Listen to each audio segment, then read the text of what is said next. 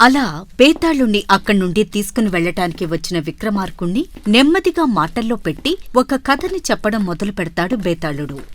రాజా, నీవు ఏ ఫలితం ఆశించి ఇలా ప్రయాసపడుతున్నావో నాకు తెలియదుగాని వెనకటికి హయగ్రీవుడిలా నీకు దక్కాల్సిన ఉత్తమ ఫలితాలను పోగొట్టుకుని కేవలం అతి కొద్ది ఫలితం కోసం నువ్వు శ్రమపడుతున్నట్టెందుకో నాకనిపిస్తోంది. అందుకే నీకు శ్రమ తెలియకుండా ఉండేందుకు హయగ్రీవుడని ఒక యువకుడి కథ చెబుతాను, శ్రద్ధగా విను. ప్రేక్షకులారా, నా కథను శ్రద్ధగా వింటున్నారా? అయితే నేనిప్పుడు మీకు ఒక పొడుపు కథ వేస్తాను. మరి నేను వేసే పొడుపు కథకి మీరు సమాధానం చెప్పగలరా? అయితే అడిగేస్తున్నా. నాలో దేశాలు ఉంటాయి కానీ మనుషులు ఉండరు, సముద్రాలు ఉంటాయి కానీ నీళ్లు ఉండవు, రహదారులు ఉంటాయి కానీ వాహనాలు ఉండవు. మరి ఎవరు నేను? మీకు సమాధానం తెలిస్తే తప్పకుండా కామెంట్ రూపంలో తెలియచేయండి. ఆగండి, మరో మాట. ఇక ఈ కథలో చివరగా విక్రమార్కుడిచ్చే తీర్పు మీరైతే ఎలా ఇస్తారు మాకు తెలియజేయండి. అంతేకాదు, ఈ వీడియో మీకు నచ్చినట్లయితే మీతో పాటు ఇది మీ స్నేహితులకు కూడా చూపించడం మర్చిపోకండి. ఇంక మనం కథలోకి వెళ్ళిపోదామా?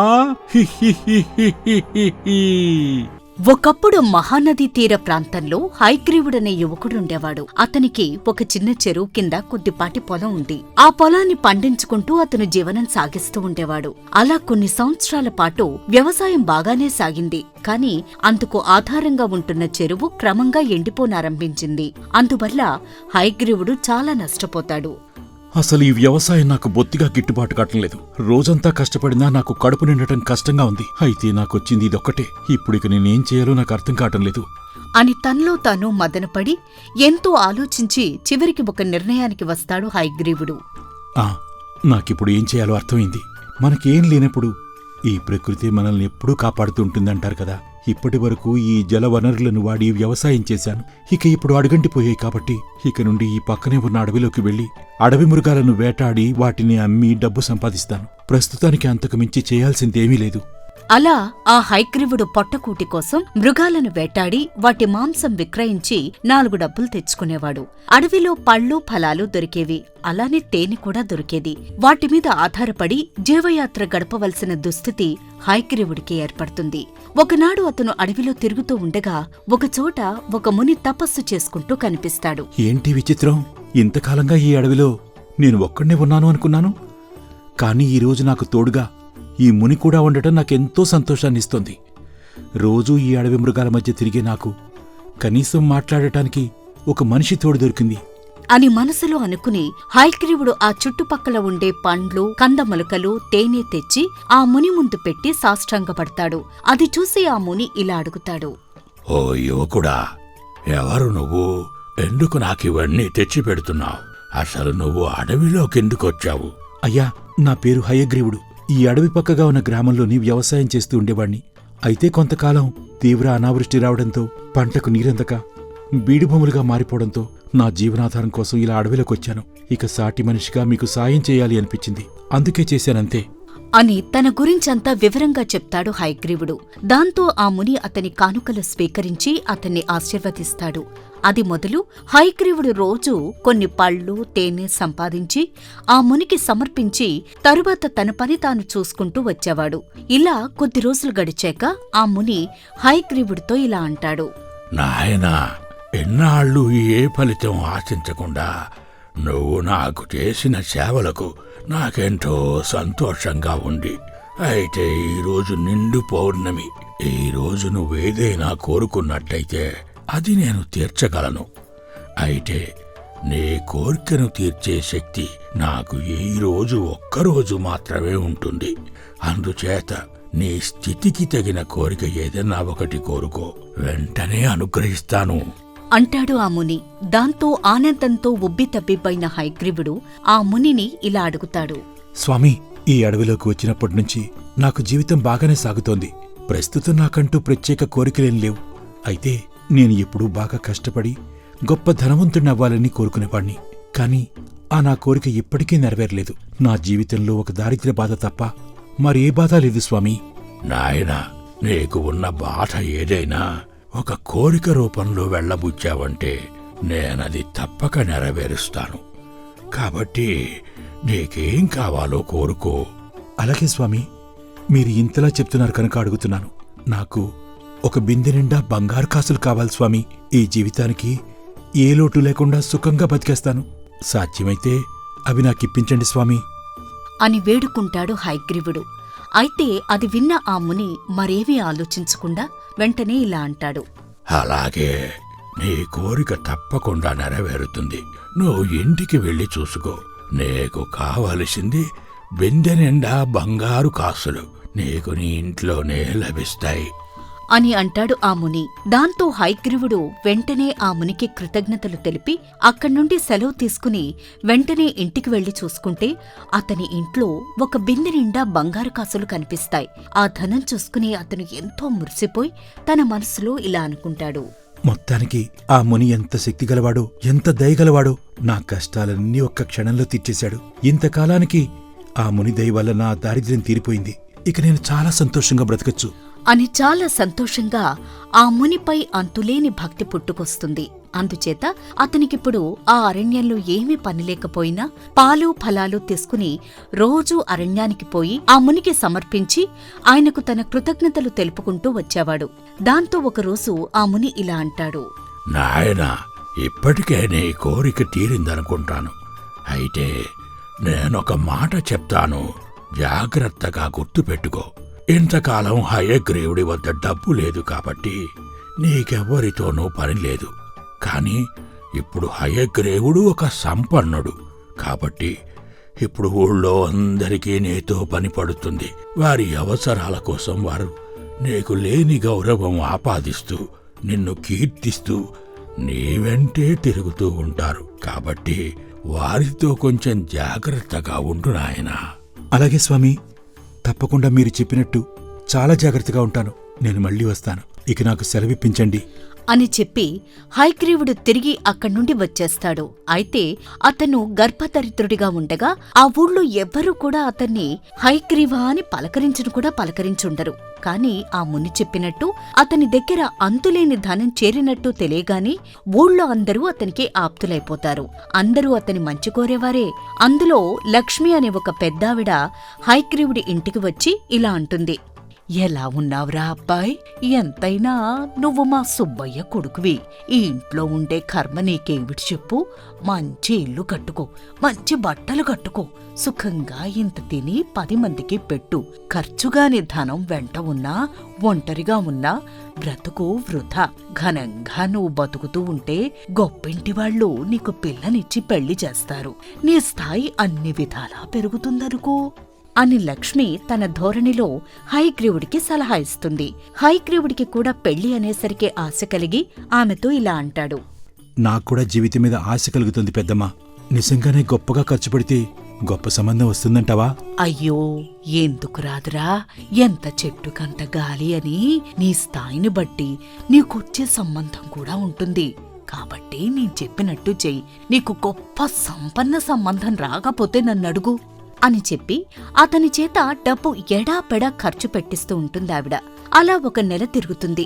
కాని వారనుకున్నట్టు అతనికి ఎటువంటి గొప్ప సంబంధమూ రాదు. ఇక హయగ్రీవుడు ఆమె చెప్పింది చేస్తూనే రోజూ అరణ్యానికి వెళ్లి ఆ మునికి కానుకలు సమర్పిస్తూ ఉండేవాడు. ఓ రోజున మళ్లీ ముని అతనితో ఇలా అంటాడు. నాయనా, ఇవాళ పౌర్ణమి. నీకేదైనా కోరిక ఉంటే చెప్పు, నేను తీరుస్తాను అని ముని అడగగానే ఎలా అయినా ఈసారి పెళ్లి చేసుకోవాలనే ఆశతో ఉన్న హయగ్రీవుడు ఇలా అంటాడు. స్వామి, తమ దయవల్ల నా జీవితంలో మొదటిసారిగా దారిద్ర్యబాధంటే ఏంటో తెలియకుండా పోయింది. ఇక నాకిప్పుడు మరొక కోరిక ఉంది. జీవితంలో ఒక మంచి కన్యను పెళ్లాడి సంసార సౌఖ్యం కూడా అనుభవించాలని ఉంది. మంచి అందము, శుభలక్షణాలు కల కన్య నాకు భార్యగా లభ్యమయ్యేటట్టు మీరు నన్ను అనుగ్రహిస్తే నేను మీకెంతో రుణపడి ఉంటాను స్వామి అని అడుగుతాడు హయగ్రీవుడు. దాంతో అతను నెమ్మదిగా సంసార బంధనంలో చిక్కుకుపోతున్నాడని భావించిన ముని అతనితో ఇలా అంటాడు. నాయనా, మరొక్కసారి ఆలోచించి కోరుకో. ఎందుకంటే వివాహ బంధం అనేది జీవితంలోకి అనేక బాధ్యతలను తెచ్చిపెడుతుంది. నువ్వు ఈ సంసార సాగరం ఈదగలను అనే నమ్మకం వస్తేనే ఆ కోరిక కోరుకో అని అంటాడు ఆ ముని. దాంతో హయగ్రీవుడు కొంచెంసేపు ఆలోచించి ఇలా అంటాడు. లేదు స్వామి, నేను ఆలోచించాను. ఏ తోడు లేని నా జీవితంలో ఏదో ఒక తోడుంటే బాగుంటుంది అనిపిస్తుంది స్వామి. అందుకే నేను పెళ్లి చేసుకోవాలి అనుకుంటున్నాను. అలాగే నాయనా, నువ్వంతలా కోరుకుంటే నేనెందుకు కాదంటాను చెప్పు. అలాగే కాని ఇప్పుడు నువ్వు ఇంటికి వెళ్లే దారిలో ఈ అరణ్యంలో నువ్వు కోరిన కన్య నీకు కనిపిస్తుంది. ఆమెను వివాహమాడి నీ కలను సాకారం చేసుకో అని అంటాడు ముని. దాంతో హయగ్రీవుడు ఆ ముని వద్ద సెలవు తీసుకుని వెంటనే అక్కడ్నుండి తిరిగి ఇంటికి బయలుదేరతాడు. అయితే దారి మధ్యలో ఆ ముని చెప్పినట్టే ఒక చెట్టు కింద ఒక అపరూప సౌందర్యవతి నిలబడి ఉంటుంది. దాంతో హయగ్రీవుడు ఆమెను పలకరించి ఇలా అంటాడు. ఎవరు నువ్వు? నీ వాళ్ళెవరు? ఇక్కడెందుకిలా నిలబడి ఉన్నావు? అని ప్రశ్నించగానే ఆ యువతి కాస్త కంగారు పడి ఏదో తికమక పడుతూ ఇలా అంటుంది. ఏమో, నాకేం తెలీదు. అసలు నాకేం గుర్తురావడం లేదు. నేనిక్కడికి ఎలా వచ్చానో కూడా నాకు అర్థం కావడం లేదు అని అంటుంది. దాంతో ఆ యువతే ఆ ముని చెప్పిన తన భార్య అని గ్రహించిన హయగ్రీవుడు వెంటనే ఆమెతో ఇలా అంటాడు. అవునా? అయితే నీకెవరు లేరా? సరే, మరి నువ్వు నా వెంట వచ్చి నన్ను పెళ్లి చేసుకుంటావా? అని హయగ్రీవుడు అడగగానే ఆమె సమ్మతిస్తుంది. దాంతో అతను ఆమెను తెచ్చి పెళ్లి చేసుకుని కొంతకాలం పాటు సుఖంగా గడుపుతాడు. దాదాపు నెల గడుస్తుంది. ఒక్కసారిగా హయగ్రీవుడికి 2 విపత్తులు సంభవిస్తాయి. అతని భార్యకు తెలియని వింత జబ్బేదో చేసి చనిపోతుంది. దాంతో తన మనసులో ఇలా అనుకుంటాడు. ఏమిటి, ఈ మధ్య నా జీవితంలో అన్ని చెడు సంఘటనలే జరుగుతున్నాయి. ఒక పక్క నా భార్యకు అంతు చిక్కని జబ్బు వచ్చి ఎన్ని ఔషధాలు వాడినా తగ్గక చివరకు మంచాన పడి మరణించింది. ఇంకా మరోవైపు నా ఇంట్లో దొంగలు పడి నా దగ్గర మిగిలి ఉన్న బంగారమంతా ఎత్తుకుపోయారు. అసలు ఏం జరుగుతుందో నాకు తెలియటం లేదు. నేనొక్కసారి అడవికి వెళ్లి ఆ స్వామిని కలిసి రావాలి అని లేనిపోని బాధలలో చిక్కుకున్న హయగ్రీవుడు ఆ బాధలు తట్టుకోలేక అరణ్యంలో ఉన్న ముని వద్దకు వెళ్లి తనకు కలిగిన కష్టాలను ఆ మునితో చెప్పుకుని ఇలా అంటాడు. స్వామి, ఇంతకుముందు మీరు నా మీద ఎంతో అనుగ్రహంతో నాకు 2 అపూర్వమైన వరాలిచ్చారు. కానీ ఇప్పుడు నేను ఆ రెండిటి వల్ల కలిగిన ప్రయోజనాన్ని పోగొట్టుకుని మళ్లీ యథాస్థితికి వచ్చేశాను. ఇప్పుడు మీరు మళ్లీ నన్ను కరుణించి కాపాడండి అని అంటాడు హయగ్రీవుడు. దాంతో ఆ ముని ఒక చిరునవ్వు నవ్వి ఇలా అంటాడు. సరే నాయనా, ఇవాళ మళ్ళీ పౌర్ణమి. నీకు కావాలంటే ఈ రోజు నువ్వు కోరిన కోరిక నేను తీర్చగలను.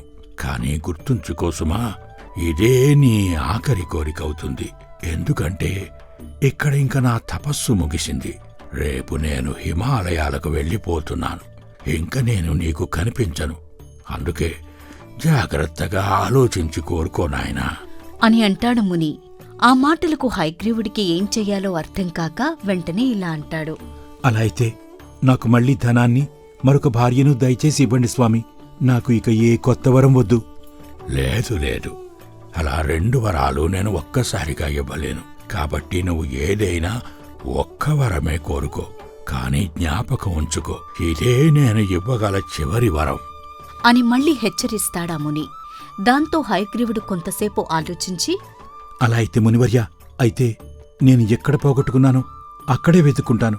నా పొలం దగ్గర చెరువులో నీరు ఎండిపోవడంతో నేను ఈ అడవిలోకొచ్చాను. కాబట్టి ఈసారి నా చేనుని ఆనుకుని ఉన్న చెరువులో ఎంత నీరు తోడినా నీరుండేటట్టు అనుగ్రహించండి. అంతకు మించి నాకు వేరే కోరికలేం లేవు. సరే, అలాగే. నీ చెరువులో నీరు ఎప్పుడూ ఎండిపోదు. ఇక వెళ్ళిరా అని చెప్పి ఆ ముని కళ్ళు మూసుకుని ధ్యానంలో మునిగిపోతాడు.